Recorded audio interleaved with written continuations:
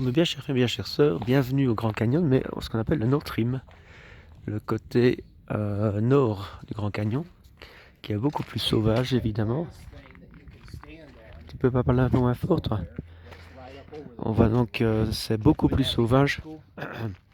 C'est beaucoup plus sauvage. Il a tout en bas, le Grand Canyon. Le Colorado est là, comme ça. Si la parle trop fort, il est énervant. Bon, on va aller voir ailleurs. On va aller par là. Ce que je veux aussi vous montrer, c'est que donc tout est bien organisé évidemment. Donc, on a toutes les places de parking. Et à chaque fois, donc, des visitor centers dans tous les parcs. Ça dépend un petit peu de l'ampleur. Je vais vous montrer ici. Donc, le Nord Stream du Grand Canyon, c'est donc la face nord, on va dire.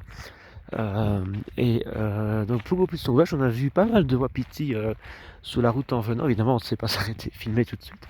Et donc, vous voyez, c'est ce que je disais aussi, il y a quand même une certaine organisation. Mais c'est du côté sud, par exemple, de l'autre côté. Là, il y a vraiment beaucoup plus, en fait.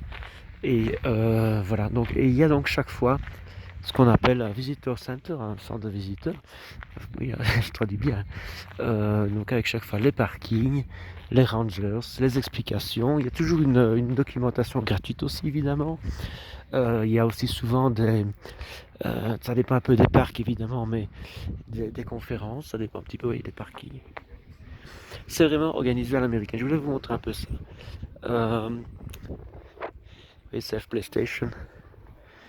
Et donc voilà, le Visitor Center, c'est très très américain, évidemment très propre. Il y a toujours pour faire pipi, pour faire caca, pour faire popo. Et également, donc, euh, euh, donc des souvenirs évidemment à l'américaine. Et donc aussi tout à fait gratuitement, les Rangers qui donnent évidemment les restrooms, très important.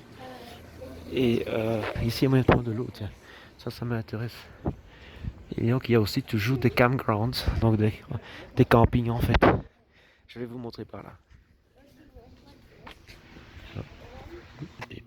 Alors évidemment, si vous venez pour la première fois au Grand Canyon, non, ne venez pas sur la North Rim, prenez la South Rim comme tout le monde, ou alors faites-le en hélicoptère. Ça vaut vraiment aussi la peine à partir de Las Vegas. Mais ce qui est donc, regardez ici, un monsieur assez typique, euh, parce qu'ici le North Rim, en fait, la vue en fait est moins spectaculaire. Mais je vais dire que la nature est pas tout authentique, hein, mais l'autre côté est beaucoup plus aride. Alors, on est de toute façon du côté, je veux dire du côté Arizona, bon, côté sud, on s'enfonce vraiment dans l'Arizona.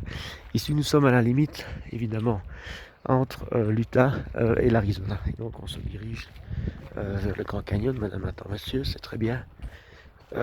Et donc, je vais mettre ceci un peu en pause.